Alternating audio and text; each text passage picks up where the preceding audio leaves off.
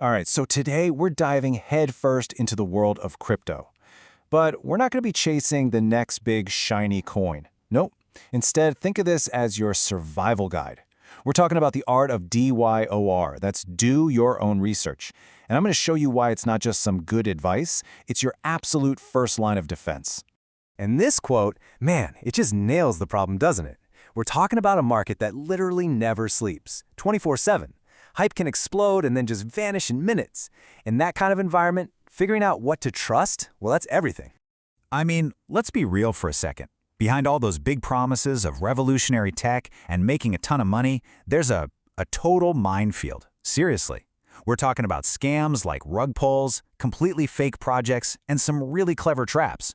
So the goal here isn't just to pick the winners. It's about spotting and avoiding the landmines that can totally wipe you out. So the big question is, how do you even begin to navigate all that chaos? Well, it starts with a simple framework, DYOR, doing your own research. That's the one thing that separates making a smart, informed decision from just, straight up gambling. Think of it as your shield. Okay, let's make this real. Picture two investors. We'll call them David and Michael. David, he's all about that FOMO, the fear of missing out.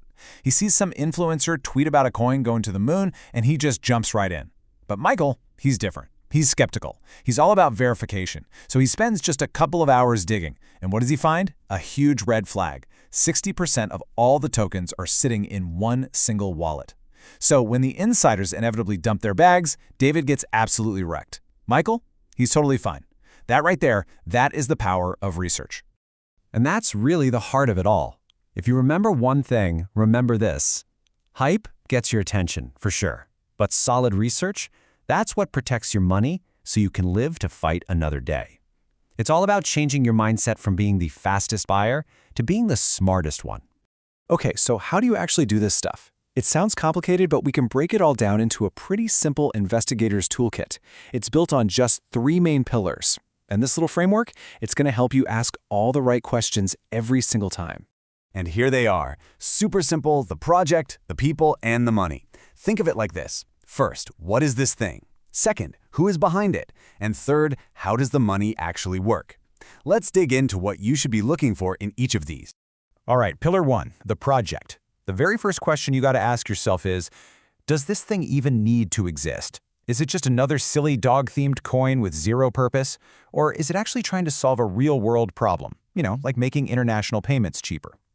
You want to look for a white paper that actually makes sense and a roadmap that has clear, measurable goals, not just a bunch of vague promises about going to the moon. Next up, pillar 2, the people. Look, a great idea is totally worthless if you don't have a team that can actually build it. So you need to look for experience you can verify.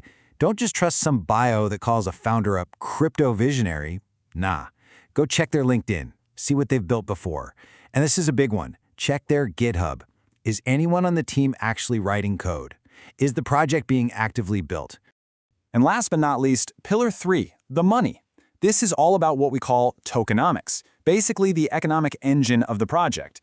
You have to know who owns the tokens. If the team is holding a massive chunk, what's stopping them from dumping it all on the market later?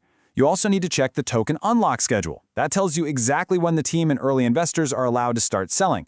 A project can have the best tech in the world, but if the tokenomics are bad, it can still be a horrible investment. So, now you've got this toolkit for finding good projects. Let's flip it around and use it defensively. Because those same 3 pillars, project, people, and money, they are also your best defense for spotting the traps that are designed to do one thing: take your money.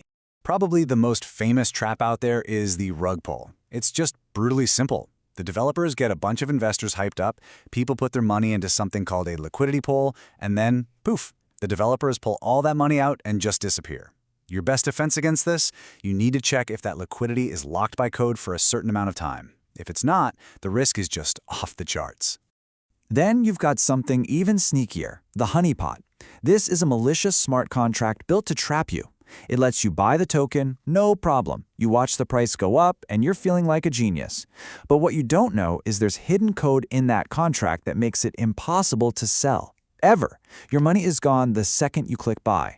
A really simple trick here is to try selling a tiny amount right after you buy. That can often reveal the trap. Okay, to make spotting these dangers even easier, just remember the RED flag framework. R is for returns. Are they promising something that just sounds way too good to be true? E is for exit. Are there any restrictions? Can you actually get your money out? And D is for developer. Does the team have way too much power, like the ability to just print more tokens whenever they want? It's a really quick and powerful mental checklist. All right, so here's the most important part. We've gone over all this knowledge, right? But none of it matters without discipline. The real goal is to turn all these ideas into a system you can repeat over and over, your own personal research framework that stops you from making those purely emotional decisions. And this is what that system actually looks like. It's a step-by-step workflow. You start with discovery, then you move methodically through the project, the team, and the tokenomics. After that, you check out the community and the on-chain data. That's the public record of all transactions to see if the activity is even real. And only after doing all of that and screening for all the risks we talked about, then you make your decision. This is how you stop gambling and start investing with discipline. At the end of the day, your job as an investor isn't to just chase whatever's hot.